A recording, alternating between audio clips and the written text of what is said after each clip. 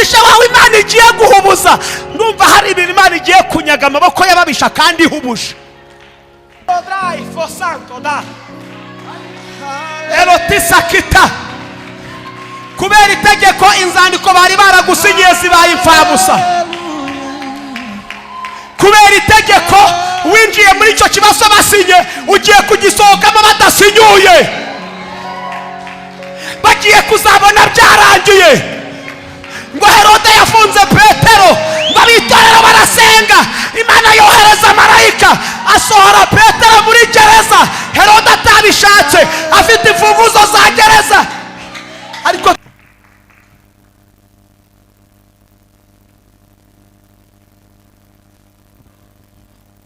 murakoze cyane, mwakwicara, Imana ibahe umugisha.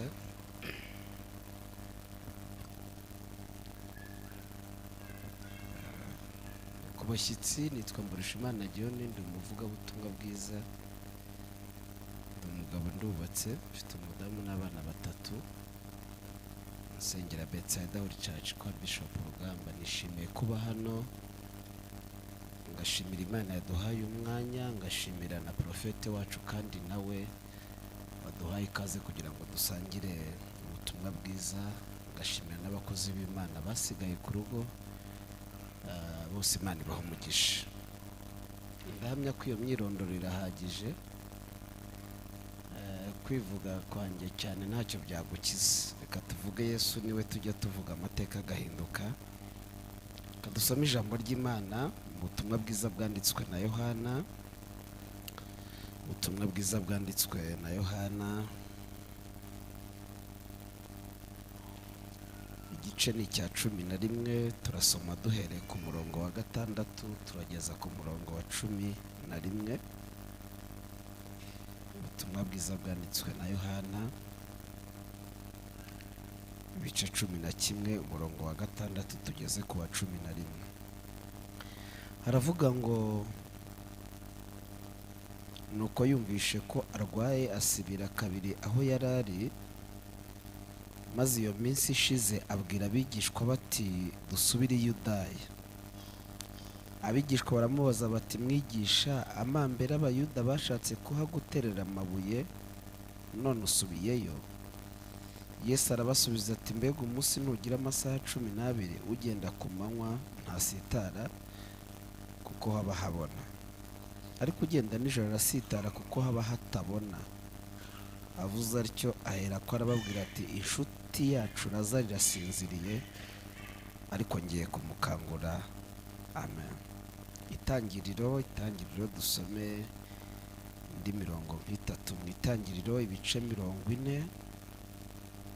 Itangiriro ibice 40, umurongo wa 14 n'uwa 23. Turasoma umurongo wa 14 w'Itangiriro ibice 40, dusimbuke dusome n'uwa 23. Haravuga ngo maze uzanyibuke ubwo uzabona ibyiza, uzangirire neza ndakwinginze, uzamvuge kuri Farawo unkuze muri iyi nzu. 23. Ariko wamuhereza wa vino mukuru ntiyibuka Yosefu, ahumwe aramwibagirwa. Dusoreze muri Itangiriro ibice 41, umurongo wa 14 wonyine. Itangiriro ibice 41, umurongo wa 14. Haravuga ngo maze Farawo ahamagaza Yosefu, bamuhubura mu nzu y'imbohe, ariyogoshesha, yambara indi myenda, yinjira aho Farawo ari.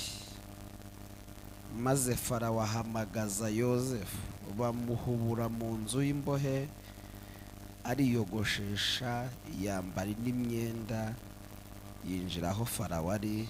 Nimwakire neza ijambo ry'Imana.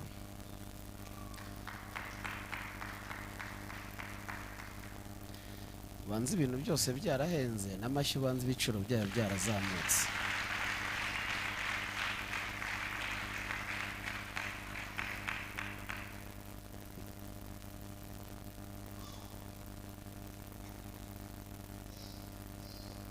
Turashima Imana ko kuri uyu munsi turi mu nzu y'Imana,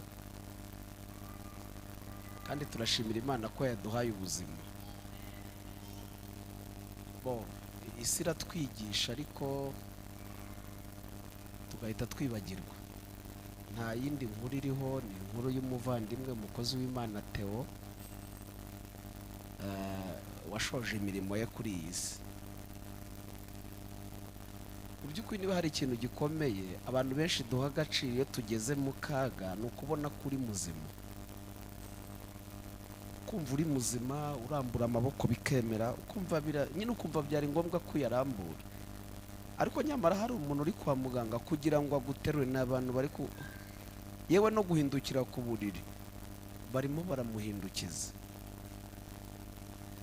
Maze iminsi nibaza ikintu nanjye ntahaga agaciro mbere, ariko mpaye agaciro ubu ngubu. Nabajije abantu ngo hano harimo abantu bafite amamodoka n'abatayafite, bamwe murayatwara. Ndabaza ngo ari umuntu wiriwe utwaye imodoka ntakora impanuka, n'umuntu watwaye imodoka agakora impanuka nubwo atagize icyaba ariko imodoka ikangirika, ubundi muri abo bantu wari ukwiye gushima Imana cyane. Nubwo bose bakwiye gushima Imana, ariko wari ukwiye gushima Imana cyane ninde?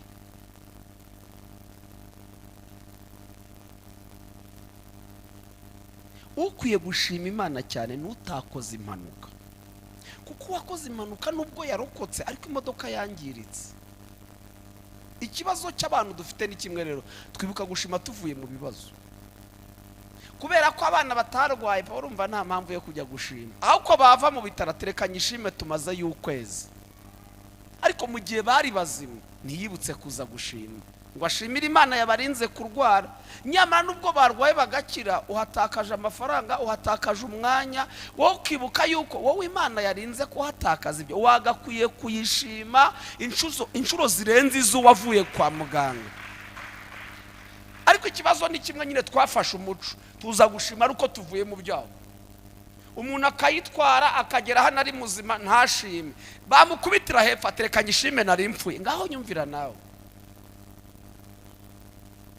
Ariko wakakwiye kwibuka yuko hari intambara Imana yarwanye mu muhanda wanyuzemo abandi bakoreyemo impanuka, wekako ngo nubwo ntakoze impanuka reka shima Imana ko ndi amahoro, yewe ntange ntituro ryishimwe ngewe uko Imana yarindize. Ariko ikibazo ni kimwe, ni indwara twarwaye.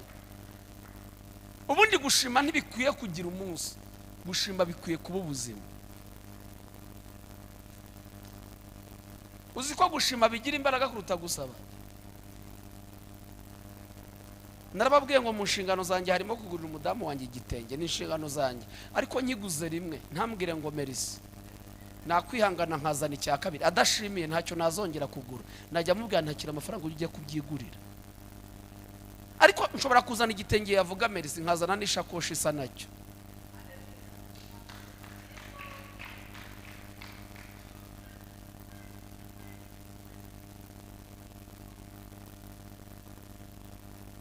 Mwese murebe, wavuga ngo muze dushime, wareba baza, muze dusabe, mwahita muhaguruka mwese. Ariko se nta byo gushimira bihari?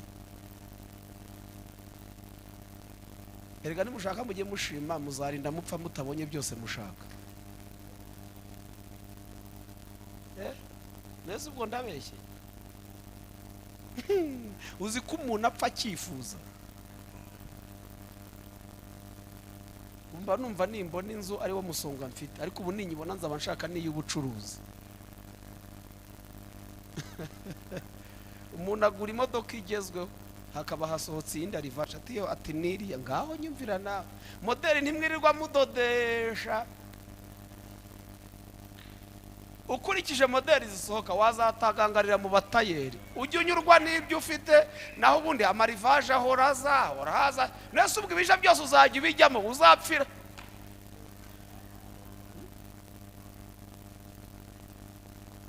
Rero mureke dutunga umutima unyurwa. Uburyo ushima si ufite byose, ushima n'unyuzwe n'ibyo afite. Ntabwo hashima umuntu wabonye byose, hoya hashima unyuzwe n'ibyo afite. Kandi bahari dayimoni, baho ni dayimoni yo kutanyurwa. Umuntu utanyurwa aba yambaye ikanzu nziza, yabona iya president ati mbega ikanzu, akabona yitaye agaciro, akumva ntashimwe kubera ko ngo ubonye iriya ariyo nziza. Kandi ushobora gusanga atari nziza kurusha yawe, ahubwo ari uko aberwa kukurusha.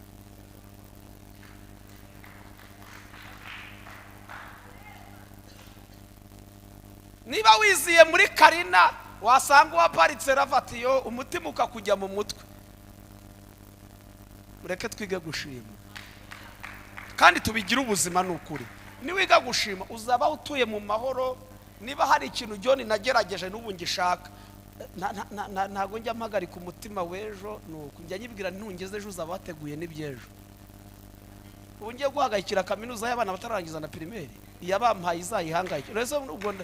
Nese ubwo ngiye guhangayikira kaminuza na primaire sindashira umuro ngiye. Uzi ko umuntu aba yishyuye ukwezi kw'inzu agatangira guhangayika atarajya no muri 15. Umuntu akaba afite stock agatangira guhagarika umutima itarashinga. Nawe unyumvire pe. Nasanze guhagarika umutima ntacyo bizana, kandi kunyurwa ntibikuza Imana gukora. Ariko niyo itarakora ububayeho utuje ufite amahoro. Rega kunyurwa ntibikuyeho gukora, ariko ukora utuje uri amahoro.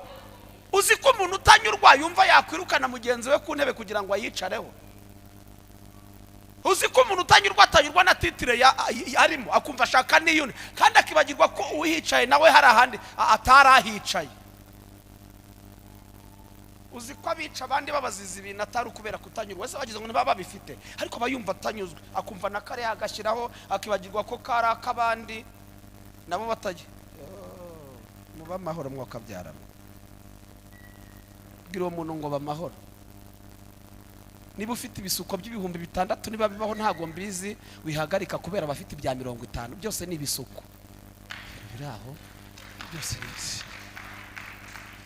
ubwo kwafi kuraza udasinzire ngo nangiriya ndayishaka.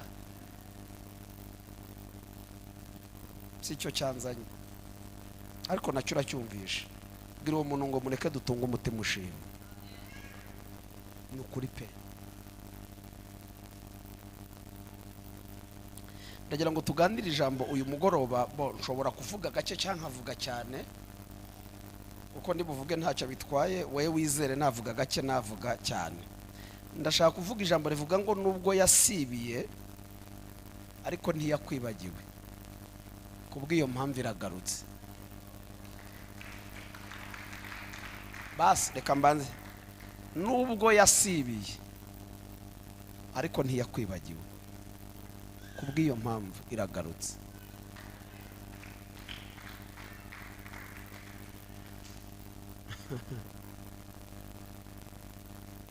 Niba hari akaga kabaho ni ukuyihamagara uyishaka igasibira, kandi igasibira ibishaka.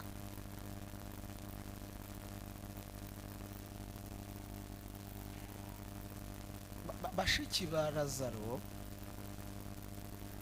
bari bayikeneye kugira ngo n'abazi ko baziranye nayo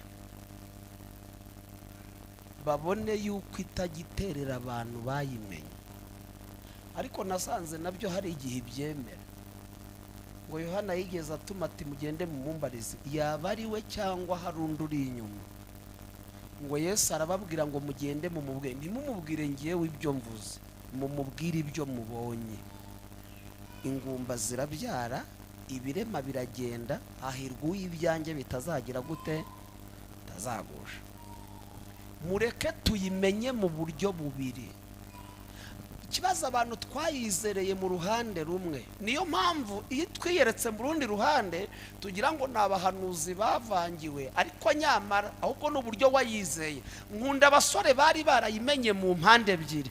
Bari bazi ko yakiza, bari bazi ko yanabareka bagapfa, kandi bagapfa yitwa Imana. Barababwira ngo turayizi, ibasha kudukiza, irabishoboye, ariko turanayizi yanatureka. Ariko reka tuyimaramarize tuyibwire ko iramutse itanaje ntago tuzikubita imbere bigirwamana. Gahunda niyo, ariko bari bayizi mu buryo bubiri. Mureke tuyimenye mu mpande zombi. Imana bagusohora mu nzira mu ijuru bakabita hanze ireba. Ariko hari icyo namenye, nubwo babitaye hanze, ishimwe ryayo riba rihishe mu gutabwa hanze kwabyo.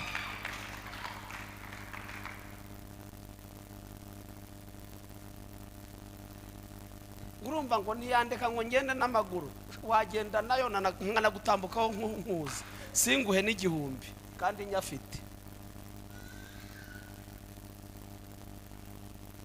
Iyo ishaka kukwigisha ikwigishiriza mu nzara ubana n'ababimena. Ndabizi ko murera yono tugira urukundo rurahaba. Impamvu nanjye nishyizemo nge nuko ntarajya mu ikaye, ariko nanjye ndi waho use kuva kera sonatibe hose ariko ishaka kukwigisha yakwigishiriza hano tugira urukundo ukarwara ntitugusure kandi twarabimenye, ukabyara ntitukugereho, hakajya habonekamo utuntu tw'impamvu president neza ukajya ubipanga hakazamo impamvu ziruta ya mpamvu, akazarinda aza gushima mwarabuze uko mwamubona iki mwaratiyo araje. Rero ibyago no kugira ngo abe yarabavuze atarayimenye mu mpande ebyiri. Arabati bimwe muvuga ni ku musura abakire bagenzi banyogosa abakenere kukumbi hari isomo yagize ngo ikwigishe, ahubwo ikibazo yarakwigiye. Iyo wayimenye mu mpande ebyiri rero niyo bataje izana abandi, icyo nzi cyo ni kimwe, iyo itanyuze hahandi wiringe inyura ahandi udatekereza kugira ngo ikwereke ko yanyura naho udatekereza. Nubwo bataje ntiwabuze abaguhemba.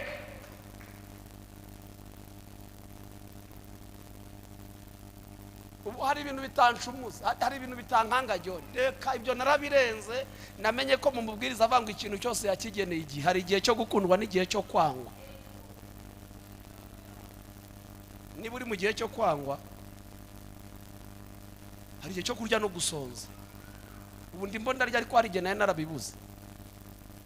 None muri uyu munsi nanjye birimo birananira. Ndari cyo nateka. Kandi ntukomereke niba uri kubura ihanga nanjye naburaye urya. Ibyo bikugushe. Nabaga muri eto Kicukiro mutarara mu mazu yanyuze. Ndara muri mu matoilette muta. None ubwugushwe ngo nuko mvuze ngo nyini icyo nicyo gihe cyawe nawe igibyawe.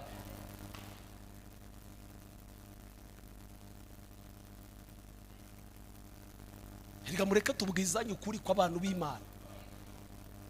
Nutaha ntuyibone ntugire ngo siyo yavuze. Yavuze ariko ubwira sibi. Ariko sibi yizaza. Twese mukanya dusohoka hanga mukanya saa 2 nidutaha. Urebe ko hari ukubaza ngo niba ufite itike. Ufite imodoka arayatsa utega mutayitega. Uko utaha ntawe bireba. Namwe ntawe babaza ko mugera mu rugo. Ubundi se ninduze uko mwaje. Kuba mwariringe si byo arushize kumenya niba urarya iki. Ibyo se nindi uribuze kubikubaza. Iyo dusohotse hano n'Imana yonyine dusigarane. Niyo yonyine. Cyakwacha niba hari umwazanye muratahana ariko nta wundi.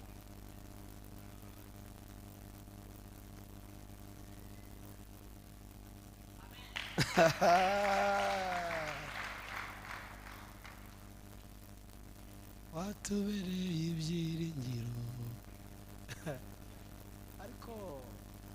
ariko Mana icyo ngukundira nuko utameze. Ujya utinda kuraho ntabwo imeze nk'abantu baduta twenyine.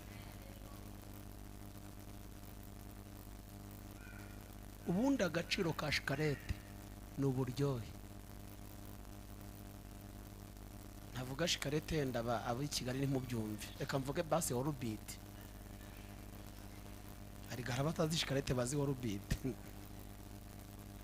Byose barabikanja ariko ni nibikatse.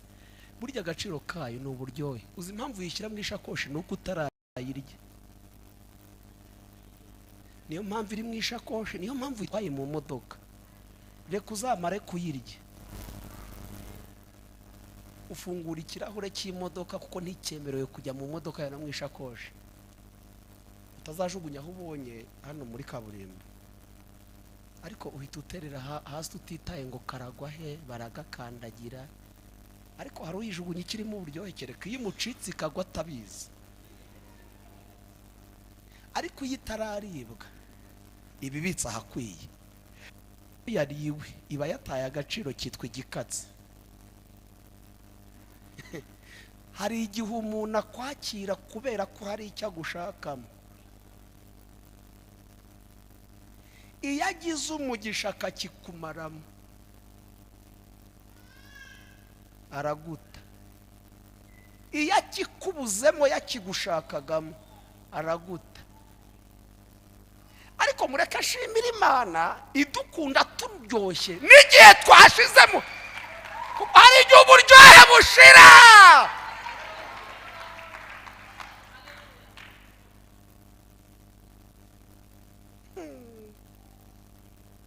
Ubuse ntabashakanye avuga ati reka nkubwire murambuti yaje nzakubera moto.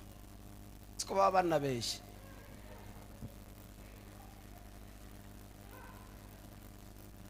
Mitoma iba hano hanze. Hari wabeshe undi ngo nupfa ninge bazashyingura. Aragushuka sha. Aya ni ibinyoma. Ngo ni Yesu wenyine tujyana no mu rupfu. Niwe wenyine, niwe wenyine.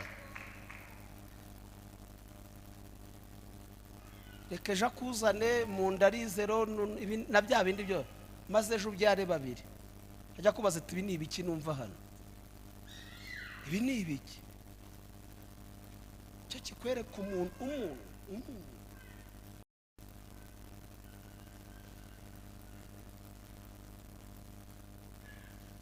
Beneda nimushaka mureke twiringira Imana yonyine.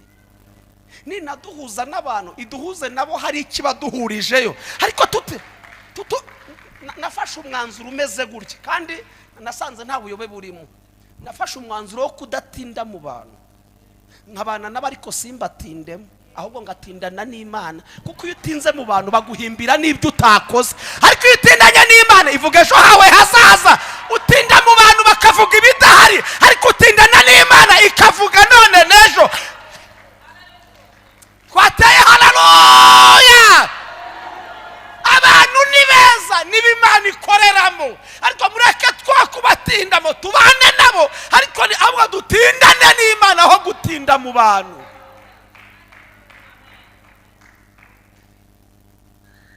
Ukuhoza ikirenge mu rugo rw'umuturanyi azavuga kurya nk'uwicariye umwobo, kandi bizagorana kubihakana kubera ko tuzi kuhorayo. Biragoye ko nkuvuga ikintu tutaziranye ngo abantu bakemere, ariko biroroshye kukuvuga ikintu kubera ko bakemera byihuse uko batubona na buri munsi. Umva uko abantu bateye.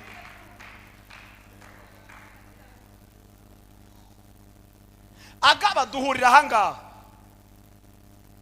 sinzi niba twanaherezanye ibiganza, ntago mbizi. Ubu byagorana ko mvuga ubuse ndamuzi, sinzi naho ataha. Deka ariko byakoroha ko umuntu bagendana yaza akavuga turiya ntago muzi, ntukamubone hano avuga icyongereza cyinshi. Uriya ntuwe duhita tubyemera kubera ko tuzi ko amasaha menshi baba bari kumwe. Ariko ibyo avuze ntago kuba bagendana si ikimenyetso cy'uko byavuze ari ukuri, ariko tubyemezwa nuko inshuro nyinshi turababonana.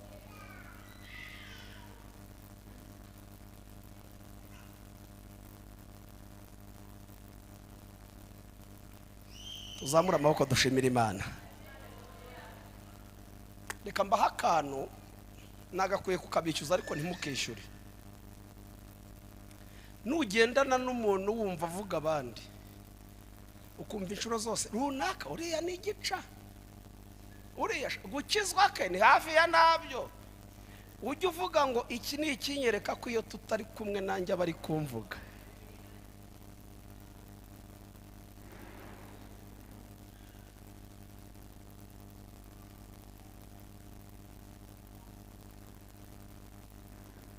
Ndabizi ko hari igihe bitari byemewe, ubu biremewe. Muhereza ikiganza umubwire ngo bana nabo, ariko ntutindane nabo ahubwo utindane n'Imana.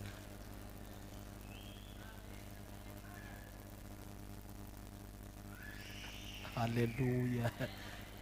Tuzamura amaboko dushimira Imana. Nukuri simfite imyaka myinshi ariko mike mfite, mbonye byinshi. Nawe utaramenya umuntu humura uzamumenya uri i Rwanda. umuntu gukomera amashyi uyu munsi nije ati ngicyo mugifate. Bibiliya yagaragaje bashiki ba Lazaro batuma kuri Yesu kuko yari arwaye. Nanze kuvuga hejuru ibyo yababwiye kuko sibyo nashatse kuvuga. Ngo ntiyajyayo ngo asibira kangahe kabiri aho yarari. Ariko icyo natangariye ni kimwe, nubwo yasibiye yakomeje kuzirikana. Muze kumva mwuka byaramo. Mama President, uramutse ubwiye umwe mu bo muyoborana cyangwa umushuti wawe ukamubwira ati mfite ikibazo kimeze gutya na gutya, mfite imari yanjye yaje, nabuza amafaranga yo kujya kuyideduwana, kandi uko ndibuze gutinda nshobora guhura n'ingaruka zimeze gutyo, ukabibwira, ushobora no kubimubwira utamukeneyeho amafaranga, ahubwo ugira ngo yenda gufashe gusenga Imana ica izindi nzira iguhe ya mafaranga ujye kuzana ya mari yawe. Ikizakwereka ko uwo muntu akuzirikana nuko buzacya mu gitora basi mwene da, basi hari icyo Imana yakoze kuri cya kibazo. Muri make nubwo ataguhamagaye aguha 200,000, ariko biragaragara yuko ikibazo yakiraranye ku mutima, bitumye afata telefone akubaza niba hari icyakozwe. Uwo ni umuntu ukuzirikana nubwo ntacyo afite cyo gukora ku kibazo ufite. None ikikwereka umuntu utakuzirikana ni umuntu ubwira ko ufite ikibazo mugatandukana, nyuma y'icyumweru mwaza ati mwene da cya kibazo cyaba cyararangiye. Ntabwo yakuzirikanye, yibutse ikibazo wamubwiye ari uko mwongeye guhura. Ariko reka dushimire Imana niyo itaraza gukora ibyo yatubwiye ibi kibizirikana. Hano harimo abantu Imana yahaye amasezerano, mubwira ngo nubwo itaraza kurisohoza ariko iracyazirikana icyo yavuganye nawe. Nubwo itarakwaka akazi ariko iracyazirikana ko yakubwiye akazi, kandi yambwiye ngo kubera ko yasibiye ariko ikaba itakwibagirwa iragarutse. Ugaruka uguhamagara n'uwakomeje kuzirikana.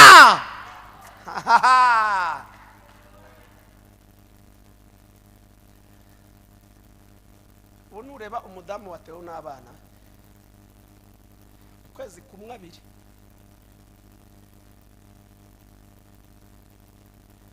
uzakomeza kumubaza uko abana bameze n'umuzirikana, ariko abenshi ni 1 na 2.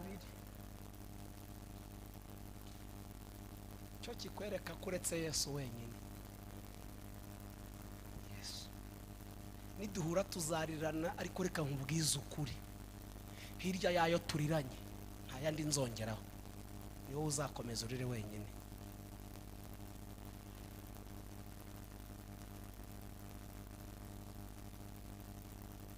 Uzi umunsi ubukwe bwanjye bupfa harize bande se ahubwo ko bavuze nawe se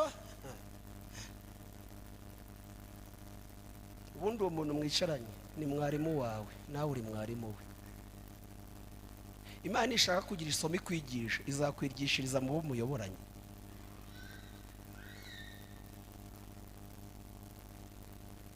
Abaririmbyi se muranyumvishe mwebwe? Mwe mujye munanyumva cyane kurusha abandi, murabizi ko nanjye nubwo ntazi kurimba ariko nanjye mba muri korali. Nta mupagani wagusohora muri korali, ariko mwene so yatuma wandika ibarwa ugasezera, ukabati ndasezeye babapagane tu umva noneho iyo usezeye ukuntu bahita bakora yitatu bati yari imaze iminsi tubwira ko igiye gusohora ibishingwe.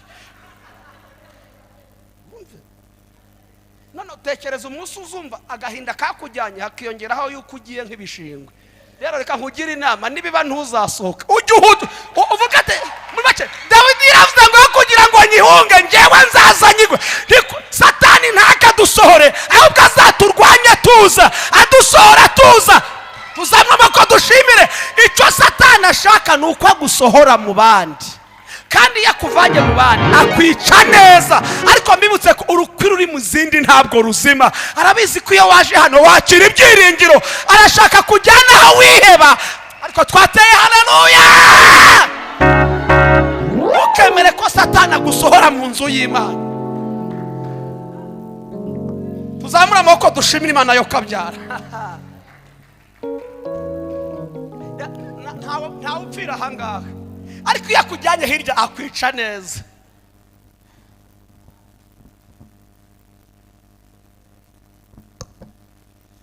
Mu byatumye Dawidi aneshwa akagwa mu ntege nkeya, nuko abandi bagiye ku rugamba agasigara. Ubu hari abantu bari mu rugo pe bari gucota gusa. Ubu hari abadayimoni bakubuze kubera kuri hano. Ubu hari abadayimoni muri karitsiye bagushatse, barebye mu gipangu bakubuze. Niyo mpamvu uri buze gusanga hari amatiku yabaye mu gipangu, wowe bakuburemo kubera iki yabaye udahari.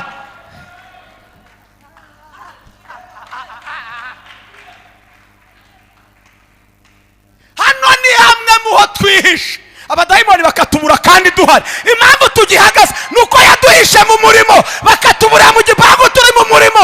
Ndashima Yesu waduhishe ahantu.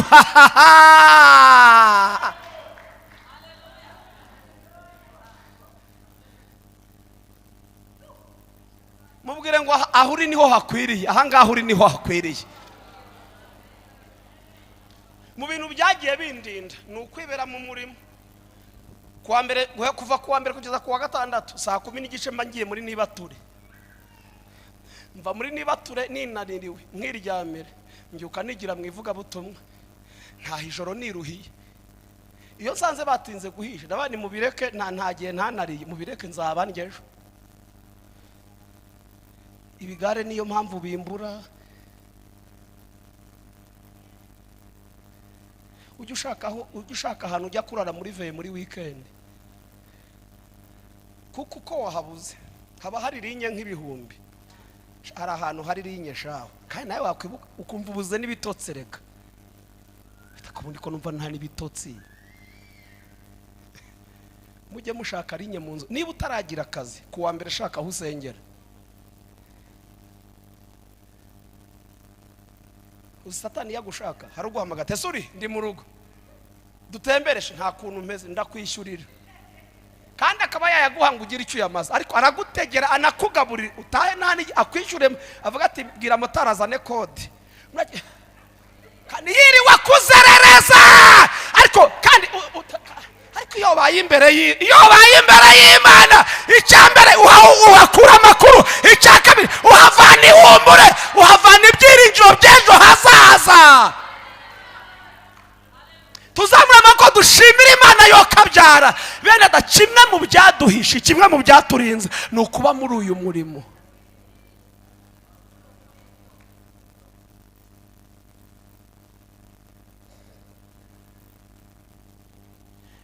Abankurikiranye ntibanyumve nabi, bya bindi ngo byagiye ngo muri za bobo niko.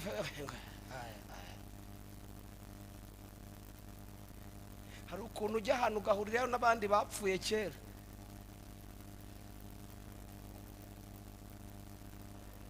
Bapfuye kera.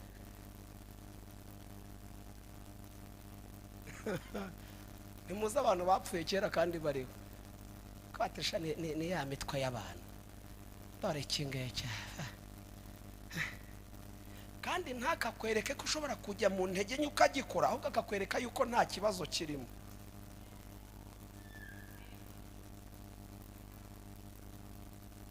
Ndagusabye rero, kandi nubikora reka nkubwire, yenda ntuzaza ngo umbwire, ariko abantu bazabona impinduka.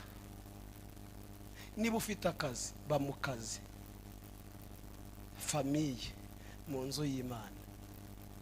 Ubu umuntu mpamagara atagiye kumpa 1000 n'urugero, atambwira ibintu byubaka, ngo jyo nguzi ko numvishe bakuvuga, ubwo sibyo birampera umwana umwenda yambara, numvishe bamvuga, ubwo sibyo biranyagura mege, kugiye kunsenya no kunyangisha uwo muntu.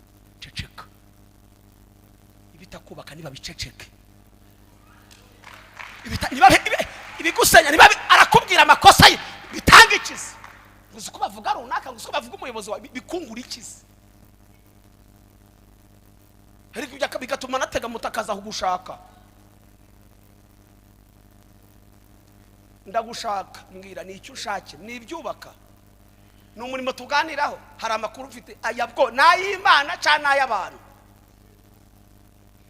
niba ari ay'Imana mbwira niba ari ay'abantu yaceceke naho nangira njya kudepoza se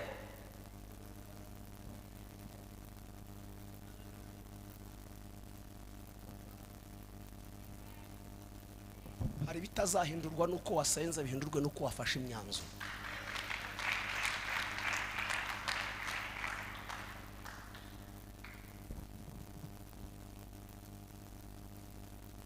mu bintu ntigeze nanatekereza ni ibindi kuvuga reka mbije ndavuga iby'Imana yampaye nibi bije reka mbivuge wabona udakeneye ibindi ari cyo wari ukeneye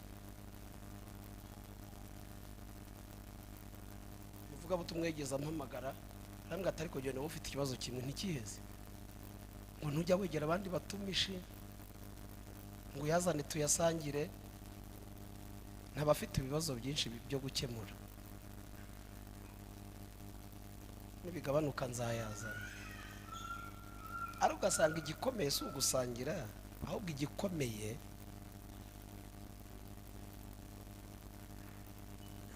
arya Yuda yabaga muri bande Yuda yabanaga nande yari muntu mwazane we yitwaga iki bagenzi be bari babizize afata amafaranga yarababwiye ze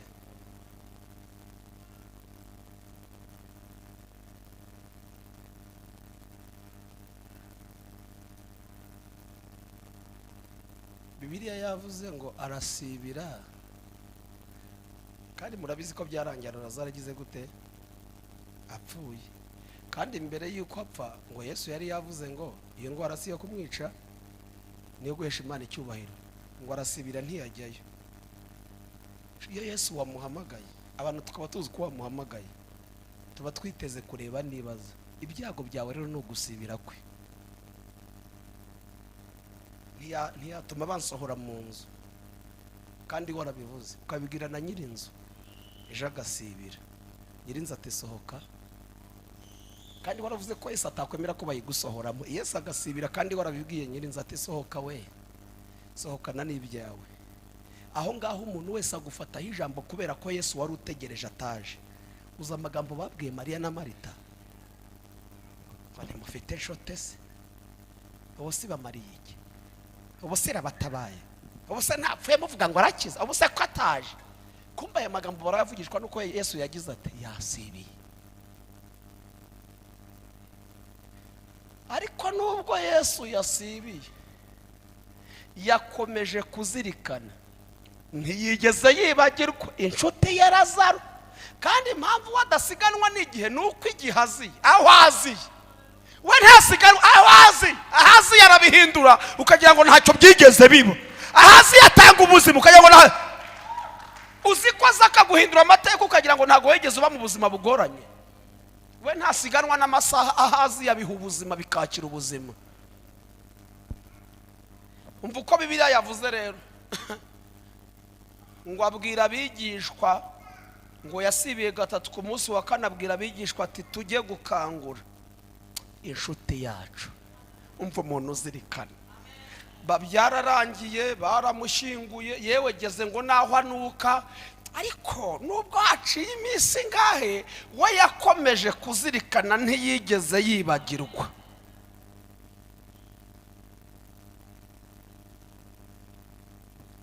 umuntu yari yaguhamagara nk'ubu turi mu rusengero ukamwandikira message ngo ndi mu rusengero nidusoza ndaza kukuvugisha noneho tugasoza amasaha atinze ukibagirwa kumuvugisha ugataha ejo bikagera bikagera no kuwa gatandatu nko kuwa gatandatu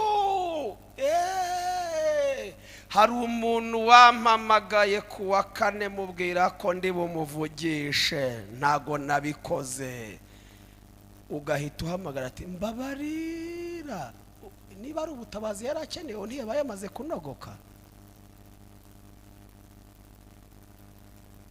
Uzi impamvu ni uko utakomeje kuzirikana.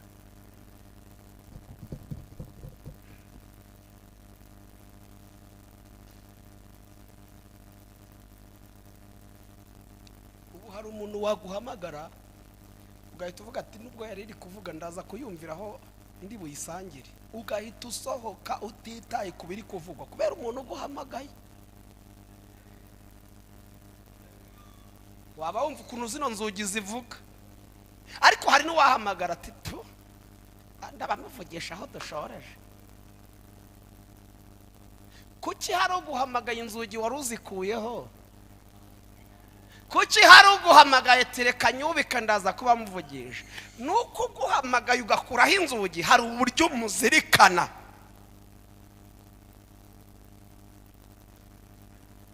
Ubushuti Yesu yari afitanye na Lazaro, nubwo yasibiye afite icyo ashaka kwigisha abayuda.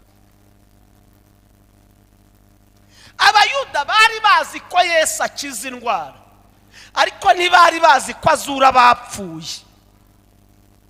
None asibira kugira ngo abigishe n'isomo batari bazi, n'uruhande rwe batari bazi barume, kuko iyo agenda akamukiza ntibari bakumenya ko azura n'abapfuye. Asibira ashaka kuzabereka ko n'abapfuye ashoboye kubazura. Hari igihe asibira agira ngo yereke abantu ko niyo byageze na nyuma Yesu nabwige, agasibira atari uko akwanze, ahubwo afata ikindi ashaka kwereka abantu.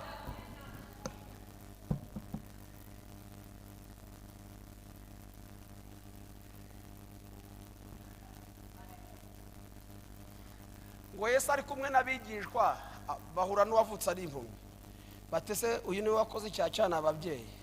Yesu ati nta cyaha yakoze, n'ababyeyi ntacyo bakoze, ahubwo byabereyeho kugira ngo imirimo y'Imana izerekanirwe muri we. Urumva kuba impumyi k'uyu nguyu ntawe wabigizemo uruhare, ahubwo ni Imana yabyemeye kugira ngo izereka abantu gukomera kwayo. None se yo musore ngo uzi ko ngo ariyo yazibye hane ndibyara, ko Bibiliya ivuga ngo niyo yari ramuzibye inda. Nasomye ijambo ryambwira ngo icyubahisha Imana nuko ikinga ibintu. Uzi ngo igikinga ibintu gakabakaba kandi bihari, kandi yabikinze bishaka. Ngo yimana amazi agakama yayatanga kubika isi, kandi ariyo yayimanye.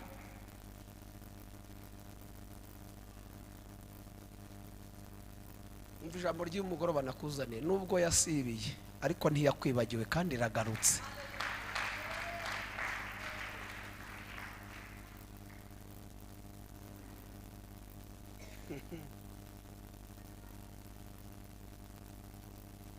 Ngo abigishwa babwira Yesu ati amambere bari baduteye amabuye, none dusubiyeyo.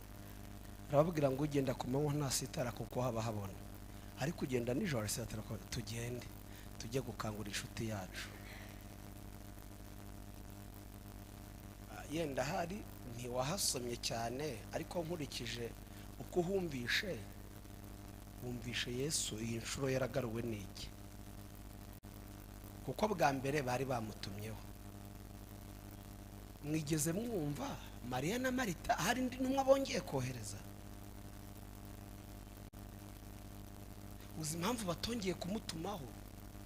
Nuko bari bamukeneye ntiyaza, kandi icyo bamukenereye cyamaze kurangira.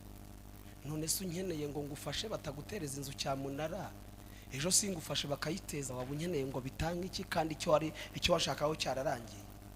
Icyari gitumye bakeneye Yesu rero cyari cyarangiye, nta n'impamvu yo kongera kumuha message ko n'ubundi bari bamutumyeho ntiyaza. Ariko igitumye Yesu aza batamutumyeho nuko yakomeje kuzirikana, nuko yakomeje kuzirikana. Cya gihe warasenze ntiyagutabara, ariko ikomeza kuzirikana cya kibazo wayibwiraga. Kimwe mu bigiye gutuma igaruka rero nuko yakomeje kuzirikana, nuko yakomeje kuzirikana. Tujye gukangura inshuti yacu Lazaro. Baraza barayikangura, ibyo ko bababwe ataranuka ati nimunyereka ahari. Haragenda ati Lazaro ndagutegetse sohoka. kuki yavuze ngo Lazaro nuko ari we yari yakomeje kuzirikana. Erega si wenyine wari ushyinguye aho ngaho, ahubwo yahamagaye izina ry'uwo yakomeje kuzirikana. Aravuga ngo Lazaro sohoka, ngo arasohoka, baramuhambura, baramureka aragenda. Nubwo yasibiye ntiyakwibagiwe kandi aragarutse.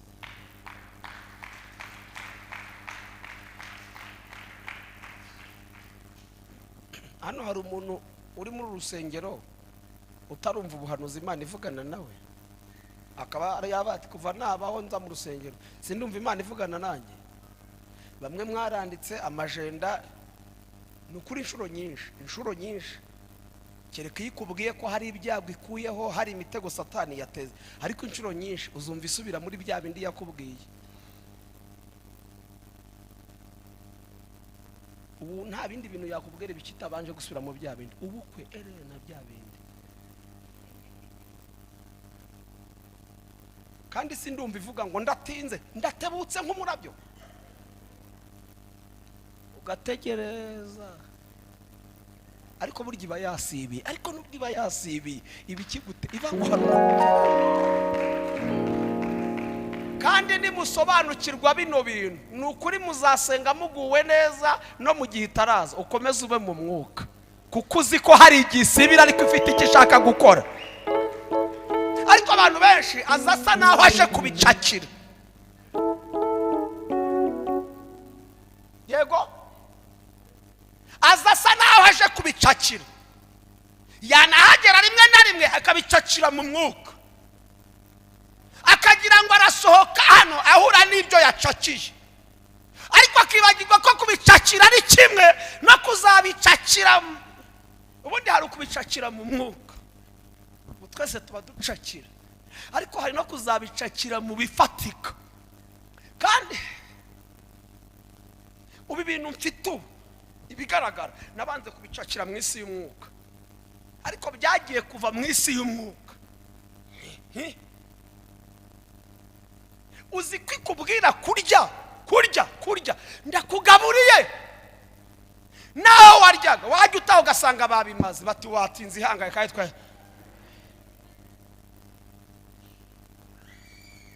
Uzi kwikubwira kwikwambitse n'utwo wanditse ku mwenda ugasanga bakwimuye, kandi bati ndakwambitse ndaje ugasanga bakwimuye. Ariko kuba bayibye si ikimenyetso cy'uko itavuze. Kuko hari ibintu Imana itakora itabanje kugira ibyo ikuraho.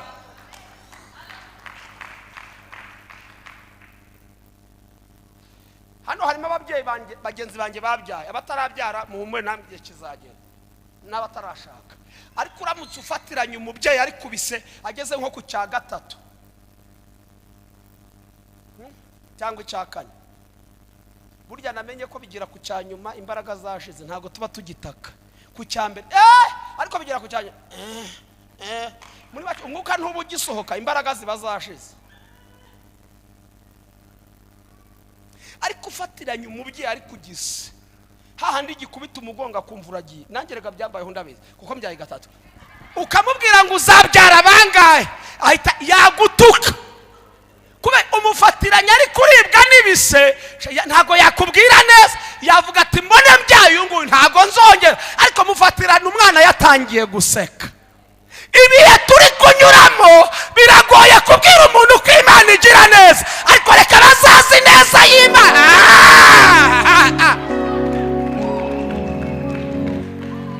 Biragoye kubwira abantu ko Imana ikora barimo bagusohora mu nzu, ariko biroroshye kuzababwira ko Imana ikora ejo umwana yuriye indege yagiye.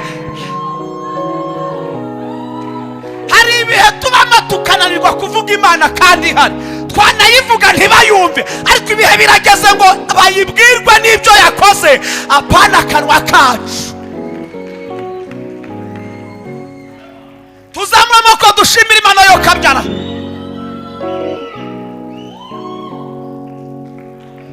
Twongera tuzamura amaboko. Ibi urimo ntabwo wayivuga ngo bayumve.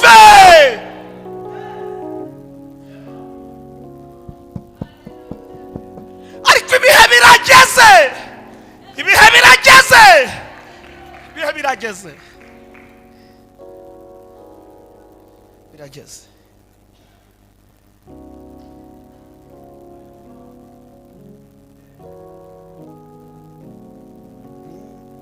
Ibiheni byashobora gukuraho icyo yavuze, ntiyigime nyiherezo kanihagaze. Ase kutazamura iyo mikoro mayo. Muhumure. None uyizamura gato, izigeraho muzifate ntacyo bitwaye, kuko iyo nsigaranye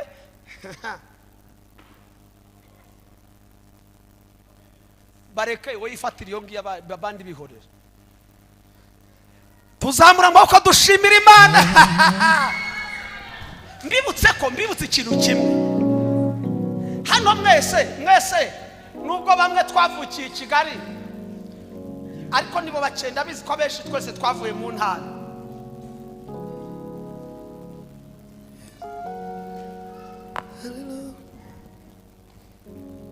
Uramutse usanze isaka cyangwa mvuga igishyimbo bagiteye mu butaka cyamaze kubora, nubwo byaba ari byinshi byuzuye umufuka ariko byaboze, ibyo bishyimbo wabitoragura ukabitwara mu nsubiza. Hari uwabijyana kubera icyo atabijyanye, ariko agaciro k'ibi bishyimbo gahishe mu kubora. Kuko igishyimbo kitaboze nticyunguka ikindi. Iyo kitaboze kiguma cyonyine, ariko iyo kiboze kibyara ibindi bishyimbo. Kino gishyimbo nubwo nta wagitwara, ariko agaciro kacyo gahishe mu kubora kwacyo. Harimo irihe somo? Nubwo ibigeragezo urimo nta wakwifuza, ariko agaciro kawe gahishe muri ibyo bigeragezo. Ibi urimo nta wagukenera. Iyo bakurabye babona ariko agaciro kawe kahishe. Mu ndirimbo zasaba ngo nubwo nirabura ariko ndi mwiza, n'izuba ryanteye kwirabura, ariko umunsi nzaba niyambura ibishwambagara. Bazajya iyo utariyambura ubushwambagara ntawe ukwifuza, ntawe ugukenera, ariko agaciro kawe kahishwa aho ngaho.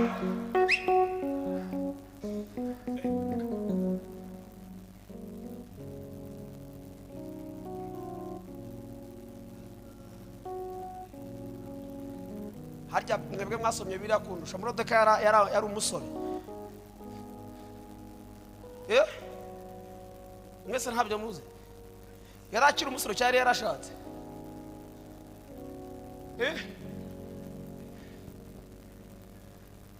Ntawe ubizi? Yari umusore. Niwe ujya usobanura ke uzi n'icyongereza. Yari yarashatse.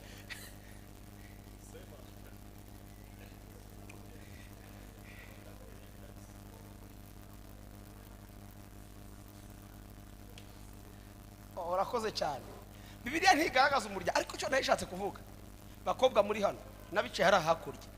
Morodeka yaza kuba ari umusore akagutereta ari umuzamu.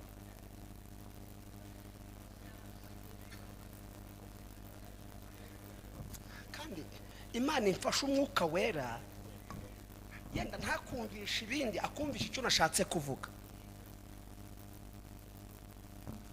Ni umusore uri ku irembo, ni umusekirite. Ngiye kuvuga amazina y'abonza ariko reka mbihoreremo hano. Akaza ati nakupenda sana, ati narakukunze.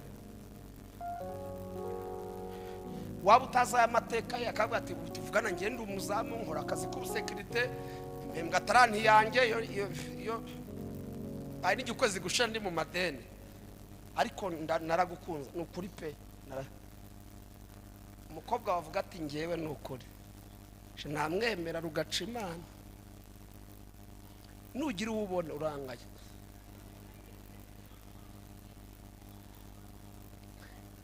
Nanjye iyo nza kuba ndi umukobwa namera nkawe, ariko mu gihe Morodeka yaravangwe ku irembo,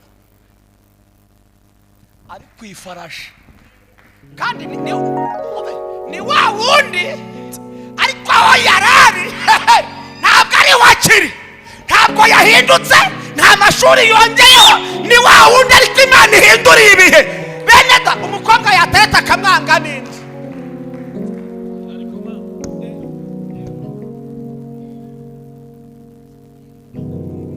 Noneho mubwire ngo agaciro kawe ntikagaragaraga, Imana igiye kukagaragaza.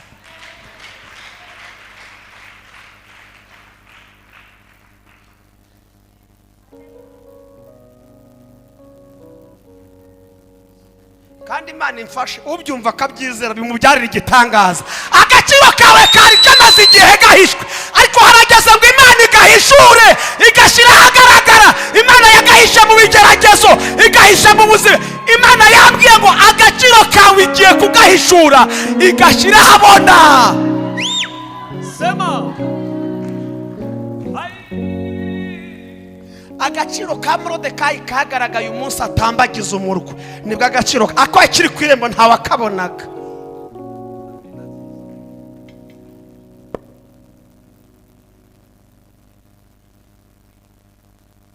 Bya bishyimbo mwanze gutora kubera ko byaboze, reka bimere. Usanga bashyizemo kadahumeka zibirinda. Kuki bikiboze nta kadahumeka bashyizemo? Kanani kuki bikiboze bitaramera, kuki nta kadahumeka bashyizemo?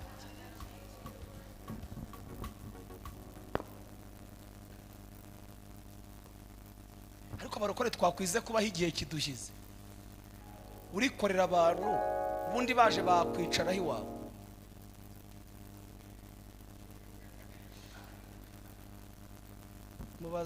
Ndabizi ko atari mwese, ariko ubundi wabakiriza iki? Nawe kurya n'ihurizo, none ushaka abashyitsi.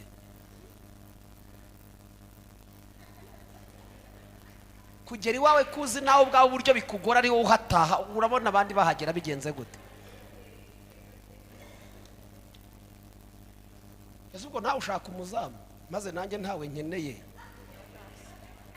aze kurinda ikize.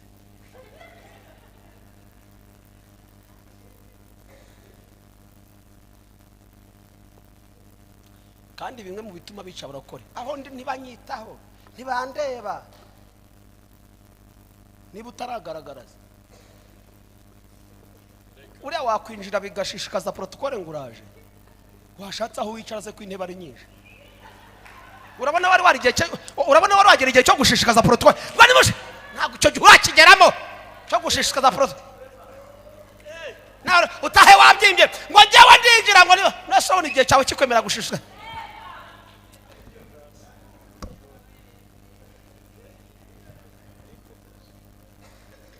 Ngo barabanura ku butoni.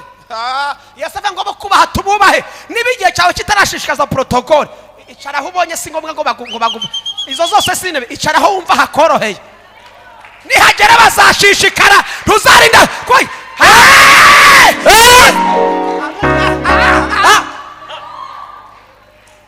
Ntabwo uzasaba ko bagushakira intebe.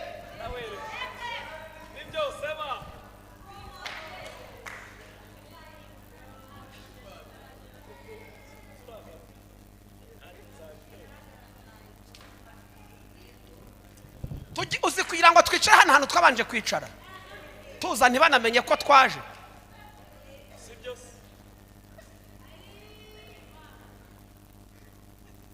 Ako ubu nubwo naza nambaye ikoboyi barambwira ati buhagaze hanze dushaka aho wicara. Nawe urashaka ko banza kuba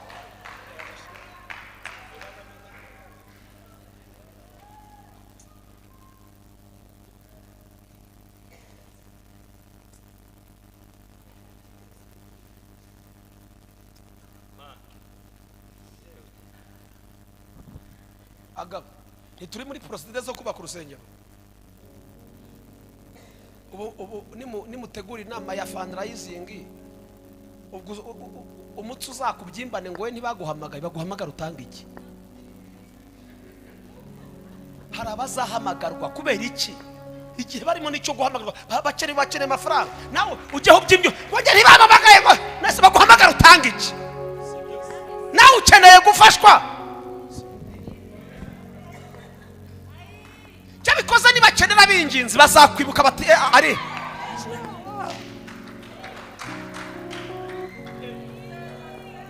mubaririmbyi bakuguri. Iyo bagiye ku uniforme bati mureke duteranyirize runaka, none urashaka ko batumiza inama y'abitanga nawe uzemo. Habwo Imana baguha umugisha bakurinze gukorwa n'isoni imbere y'abandi. Uzarebe iyo wagiye mu nama y'ubukwe akagera igihe cyo kwitanga bati dukeneye miliyoni 2 umuntu wese natanga yashoboye. Umuntu utifite ahita avuga ngo ngiye mfite igitekerezo gitange. Muzana urupapuro umuntu wese ajye yiyandika.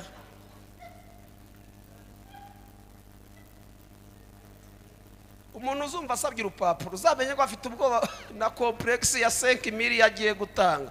Ariko utarije nabati umuntu wese nahaguruka avuga icyo atanga. Abati mushyiremo n'urupapuro umuntu wese ajye yandika icyo ashoboye gukora.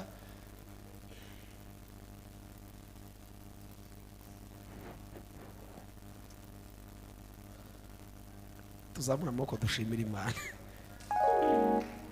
Icyo naringendeye ni iki ngiki, mubwire ngo agaciro kawe Imana igiye kugahishura. Akabayuda karahishuwe ngo abantu bose bifuza kwitwa abayuda bakajya bayibi ati nanjye ndi umuyuda wari warahunze 5 ko cyatari yarigaragaje agaciro kawe nikaboneka. Ba anko bazaza ba anti ba nyogosenge utazaho babaga apfa kuba yamenye ko muri gutegurwa atariko ndi nyogosenge ariko 5 twari twarahunze uzibuka mu biseke nanjye ko ndi nyogosenge. Iyo agaciro kabonetse ubona bakwiyitira aho muri ntuzabura bagushyingira. Agaciro kabonetse ntuzabura aho usohokera. Agaciro ntuzabura baza muri graduation. Agaciro kabonetse ariko ninde wabonye kubwira ngo harabura hangahe nguzige? Ntawe uzabona. Ariko agaciro ni kaza bazavuga ati tuzaza twambaye dufete umwana wacu arayarangije umwana wabo.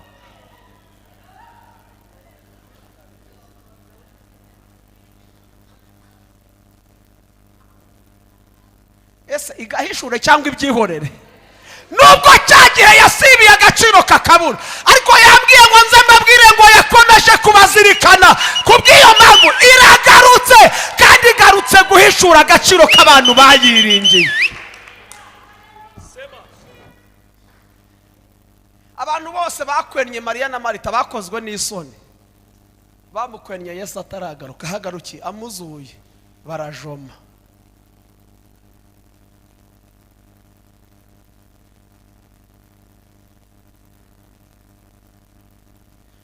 Ushobora kuvuga iby'Imana yankoreye kubera ibyo ufite ukumva nta bihambaye ngiye mfite, ariko ubundi ntabwo ibyanjye bingana n'ibyawe.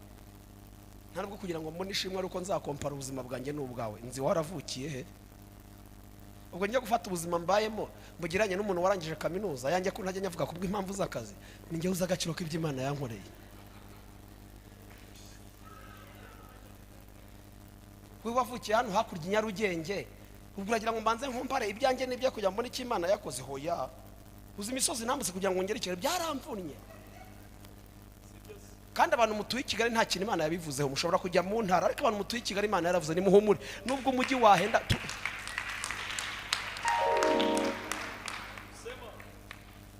nge ndi i Kigali Imana yarabivuzeho. Naje yavuze abaje nta cyabi. Nimusanga nimushaka musenga Imana igira icyo bivugaho kuba i Kigali kwanyu. I Kigali iraza kuba umuntu ufite isezerano. Abantu bo mubaye Kigali nta kimana bivuze. Ndareka mbinginge ntunkangishe ngo urahavuka. He n'abahavuka bagiye hirya iri aho gusenga igira icyo bivugaho. Niba ntacyo yabivuze wabona ejo nzakwimira nkahagura kandi uri kavukire.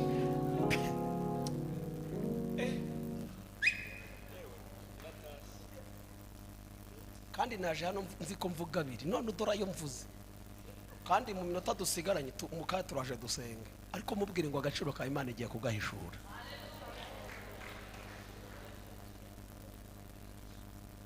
Ejo bundi umuntu arambwiye ngo icyo mfana barakora n'ikimwe ngo muhora mu buhamya. Ubabona he n'umuntu hano nyine bya abata ariko ubwo buhamya wavuze Bibiliya ndayiguha nawe uyisome. Ndaza kuguha imirongo nasome ugende uyisomere.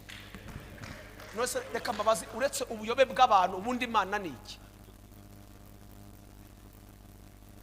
kambaza abarimbyi namwe muhimba mindirimbo ubundi Imana ni iki mvuko Imana ni iki nibe riguba so ubutera nyinshi vayo hano bino hano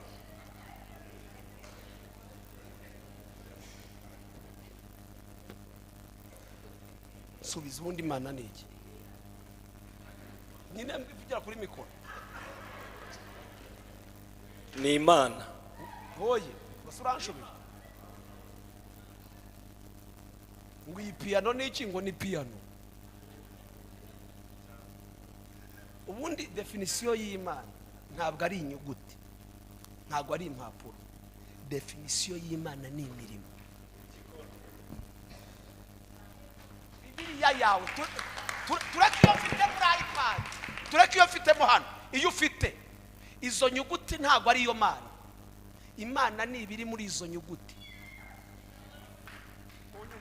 ntabwo Imana ari izo nyuguti Imana ni ibiri muri izo nyuguti Bibiliya nta kindi kigize ni imirimo nabo yakoresheje nabo yakishije nabo yazuye ntabwo Imana ari inyuguti Imana ni imirimo agaciro k'Imana si izo nyuguti agaciro k'Imana ni igihishe muri izo nyuguti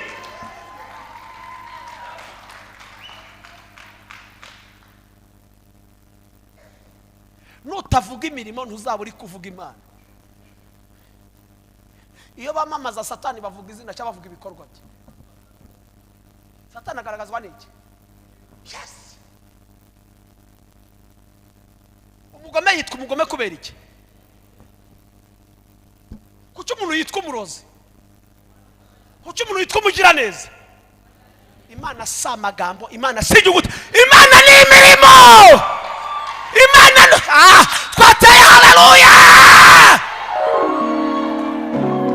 iyo tuvuga imirimo tuba tuvuga Imana nuvuga ko wakize urimo uravuga Imana nuvuga ko yakwambise urimo uravuga Imana abo yagaburiye iyo niyo Mana hari ubyumva ngo atere haleluya Mwami wanjye Yesu uri ngabinjira ungosi imbere n'inyuma singikangwa na Satani ungosi imbere n'inyuma singikangwa na Satani Mwami wanjye Yesu uri ngabinjira ungosi imbere n'inyuma singikangwa na Satani ungosi imbere n'inyuma singikangwa na Satani haleluya ntabwo Imana irangwa n'amagambo tuvuga Imana irangwa n'ibikorwa yakoze tukabivuga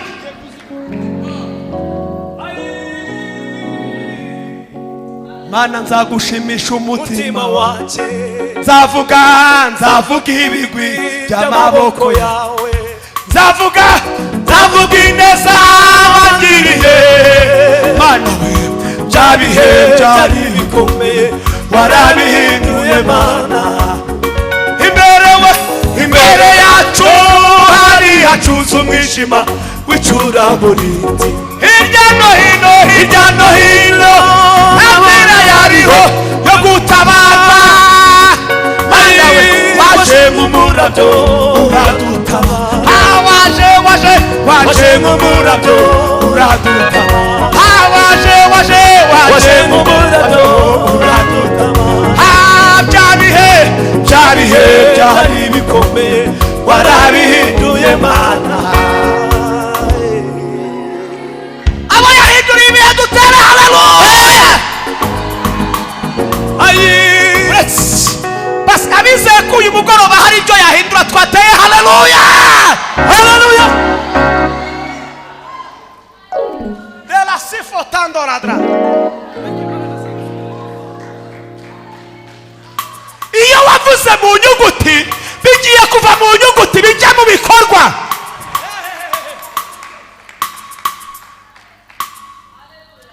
tuzamura amaboko yacu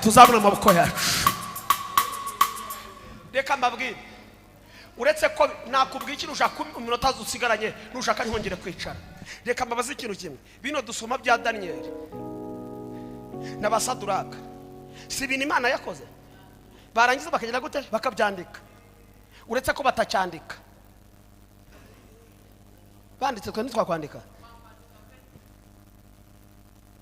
Lazaro ko yazutse suko yazutse bakandika abo yakijije suko byanditswe none se mbwira ko Imana ari uzakubuza kuvuga imirimo azaba kubuza kuvuga Imana uzakubuza gutanga ubuhamya azaba kubuza kuvuga Imana kimwe mu bitera ubwoba dayimoni ni imirimo y'Imana umunsi bajya gutata cya gihugu wa mugore bati numvishe Imana yanyu uburyo yabambukije tugira ubwoba imirimo y'abakoreye yaduteye ubwoba kubw'iyo mpamvu natwe muzatugire neza ikihuri mu gifata kuko imirimo y'Imana yaduteye ubwoba niyo mpamvu ngo umunsi bambuka batoye amabuye 12 muri Yorodani bayashinga igirugali Yesu aze ngo ubwo abana bazabaza base bazababwire ngo ubuhamya nuko twambutse Yorodani ariko aya mabuye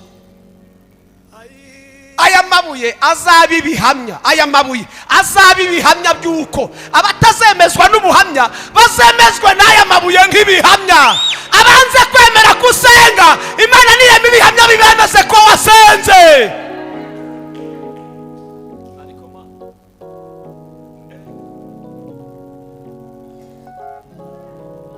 Imana yo mu misozi murekera mayo buretse dusenga dutahe ngombe no kamuza karimba kuwa kane ngo nayo ubwayo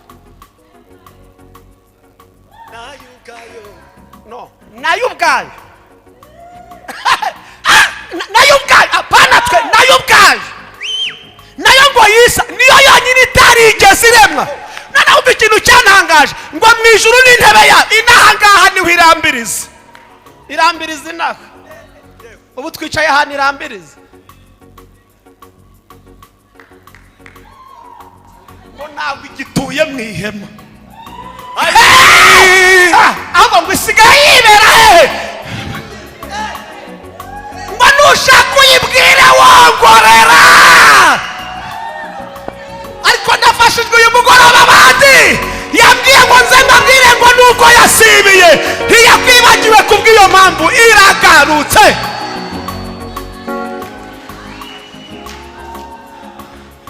kandi nukuri garuka we kwa Lazaro yaragarutse biramenyekana mu Bayuda iragaruka iramenyekana alodraisa fotando ladre elota